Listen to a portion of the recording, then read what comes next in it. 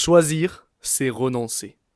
Chers auditeurs, bienvenue pour ce 7e épisode du podcast dédié à mon livre Manuel de réussite, disponible sur Amazon, format Kindle, format papier. Vous connaissez la musique. Aujourd'hui, j'ai décidé de commencer cet épisode avec cette petite citation « Choisir, c'est renoncer », tout simplement parce que nous allons parler du chapitre numéro 7 qui est « Apprendre à faire des choix ». Et des choix dans la vie, Dieu sait que l'on en prend constamment. On en fait tous les jours, des choix les plus anodins ou alors les choix les plus critiques où on a l'impression que notre vie en dépend, que notre vie est en jeu. On va décortiquer, évidemment, je ne vais pas tout vous partager sur le livre parce que le but c'est que vous puissiez aussi aller découvrir tout cela par vous-même, mais je vais détailler certaines notions qui sont dedans pour vous apporter un petit plus à ce sujet-là. Déjà, j'ai une question à vous poser. Lorsque je vous parle de faire des choix, de prendre des décisions, qu'est-ce qu'il vous vient automatiquement en vous? Qu'est-ce qui ressort? Moi, je sais que quand on me demande de faire un choix, quand on me demande de prendre une décision, j'ai de suite un peu une sorte de panique intérieure. Attention, Adrien, il ne faut surtout pas que tu te trompes. Il faut que tu fasses le bon choix, que tu prennes la bonne décision. Mais il n'y a pas de bonne décision ni de mauvaise en réalité. N'importe quel choix que l'on va faire sera le bon pour nous. Parce que même si on s'imagine que c'est le mauvais, derrière, il y a toujours quelque chose à apprendre. Mais évidemment, on va essayer d'éviter au maximum de se mettre en difficulté et de trouver un moyen dont je vais vous parler là, un moyen très simple, pour essayer de faire le bon choix pour nous, bien que parfois, on se retrouve à ne pas avoir de choix. Et que la vie nous amène automatiquement vers un chemin, une décision, et parfois c'est pas plus mal. Parce qu'au moins, on a juste à tenir nos positions, à rester ferme face à cette décision-là, qui n'est pas notre choix, qui n'est pas de notre ressort, et on avance petit à petit comme ça. Il y a une notion qui est très importante, en fait, quand on veut apprendre à faire des choix, c'est est-ce que l'on est capable d'assumer les conséquences de ce choix? Si j'hésite entre le choix A ou le choix B, qu'est-ce que j'ai à y gagner en allant vers le choix A? Quelles peuvent être les conséquences positives, mais surtout les conséquences négatives si je vais vers le choix A? Et pareil pour le choix B, qu'est-ce que j'ai à y gagner? Qu'est-ce qui m'attend? Quelles sont les conséquences positives et négatives si je vais vers le choix B? Le secret, et ça touche vraiment à une notion de responsabilité, lorsque l'on prend sa responsabilité, c'est tout simplement que l'on assume les conséquences de nos choix. Est-ce que je suis prêt à assumer les conséquences du choix A? Les conséquences surtout négatives, parce que c'est toujours celles-là qui nous font galérer. C'est là, en fait, que c'est délicat pour des personnes. Moi, le premier, je suis dans cette situation où on a tendance à vouloir que toutes les conditions soient réunies pour passer à l'action. J'en parle justement dans l'épisode numéro 3 concernant la prise de risque. Quand on n'est pas capable de lâcher prise, et c'est-à-dire de se rappeler que toutes les conditions ne seront jamais réunies, eh bien, c'est difficile pour nous de faire des choix. Pourquoi ? Parce qu'on veut que si jamais je décide, imaginons, d'aller vers le choix A, je veux que toutes les conditions soient réunies, je veux que toutes les conséquences soient positives et que les conséquences négatives soient light. Elles soient Weight Watcher, régime, légère, qu'il n'y ait quasiment rien. Mais ça, c'est les rêveurs idéalistes, ça. C'est je veux le beurre et l'argent du beurre. Ça ne marche pas comme ça. Le secret pour faire des bons choix, je le répète, c'est d'être capable de se dire « Ok, je vais aller vers le choix A. Il va y avoir telles conséquences négatives. Est-ce que je suis prêt à les assumer ?» Et pour ça, je vais vous partager un exemple que j'ai vécu tout récemment. Tout récemment. Donc, pour ceux qui me suivent, bon, vous savez que j'étais parti en saison, etc. Je faisais des saisons là-bas à Megève, j'ai décidé d'arrêter. Je suis revenu dans le sud parce que j'avais des petits soucis de santé, etc. Et m'est venu, donc du coup, un choix à prendre, à faire. C'est-à-dire, est-ce que je repars sur une saison ou est-ce que je décide de partir en voyage à durée indéterminée. Voilà. C'était vraiment ces deux choix-là qui se sont présentés à moi. J'avais envie des deux en fait. J'avais envie à la fois peut-être soit de partir sur une saison, soit de me trouver un petit boulot et de continuer à avancer sur mes projets autant dans la musique ou dans le dev perso. Soit, et du coup ça aurait pu répondre à mon besoin justement d'acheter mon appartement parce que ça fait un moment que je recherchais tout. Bon bref.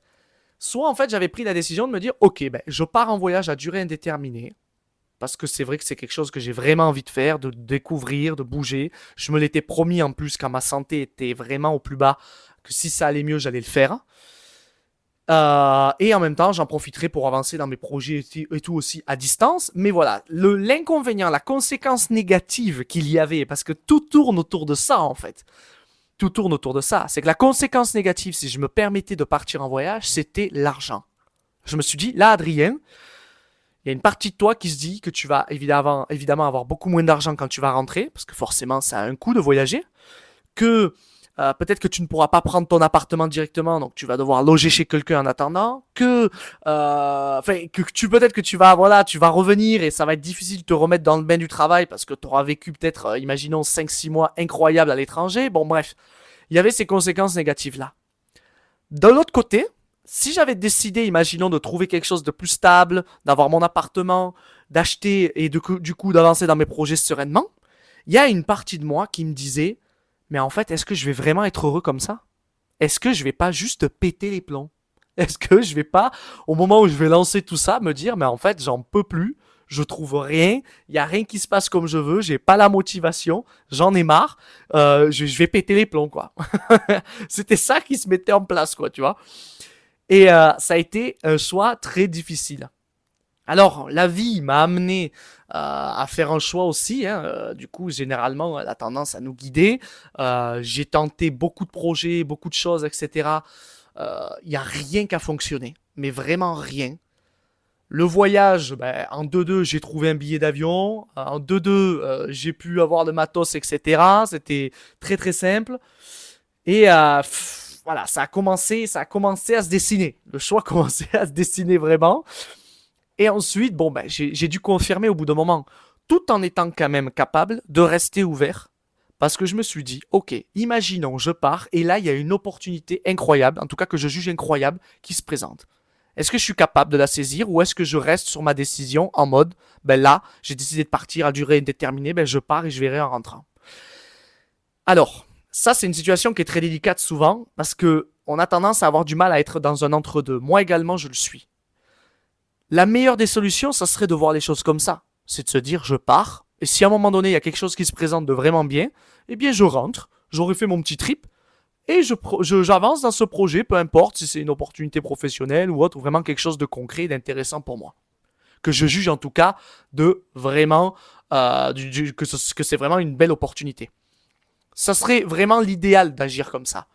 Il y a des personnes, et notamment moi, je sais que je ne suis pas dans ce cas-là, où j'ai tendance à vouloir c'est tout ou rien. C'est-à-dire soit, en fait, je décide de me concentrer pour trouver une opportunité, soit, en fait, je décide de me dire, ben, je voyage, et en fait, peu importe ce qui se présente, je pars pas. Le but, c'est voyager, point barre. Il faut vraiment, vraiment s'enlever ça dans la tête. Et c'est ça que j'aime bien, en fait. Quand je fais des podcasts, quand j'écris, quand je donne des consultations, c'est que même moi, ça m'apprend. Et là, de vous partager ça, ça me remet encore en lumière que, effectivement, ce côté indécis qui n'arrive pas, en fait, ce côté un peu plus extrémiste qui n'arrive pas à juste rester au milieu, et c'est-à-dire à s'adapter en fonction et à être ouvert à tout, eh bien, je vois que il n'est pas encore assez ancré en moi et que c'est plus ce côté extrémiste qui prend le dessus pour l'instant. Et mon objectif, c'est de tendre justement à aller vers une attitude plus ouverte, plus malléable à ce que la vie va me proposer. Donc évidemment, là, cette décision-là, elle a réveillé beaucoup de peur, beaucoup de stress, beaucoup d'inquiétude, d'insécurité. Et c'est pour ça que là, c'est très important de faire le travail cité plus tôt en fait dans le livre, notamment le décodage des peurs, la prise de risque, etc., pour être armé face à ça. Parce que si en fait on n'est pas capable d'écouter, de prendre conscience de tous ces freins-là, en fait on resterait bloqué dans notre situation. on serait complètement bloqué, enfermé dans cette prison de peur et on n'en aurait même pas conscience en fait. C'est le Truman Show. On est dans une vie, dans une situation, dans une vie, on se rend même pas compte qu'on est enfermé en fait. Et on stagne, et on stagne. Mais le problème de cette situation-là, c'est que notre être au plus profond de lui, il le sait que c'est pas ce qu'on veut de rester dans cette situation. Il le sait. Et qu'est-ce qu'il va faire pour nous le montrer et nous dire, oh, taper à notre porte, là, dans notre petite tête et dire, là, Adrien, tu vois pas que c'est pas ce que tu veux, là, où tu es, là, c'est pas ça? Eh ben, il va nous amener des situations désagréables, des malaises, des maladies. Il va nous amener des petits problèmes de santé. Il va nous amener, comment dire vulgairement, des petites merdes. Voilà, un accident de bagnole, une blessure, un petit truc, un petit... Que des problèmes, pour nous montrer, oh, quand est-ce que tu vas te réveiller? T'es pas dans le bon axe, là.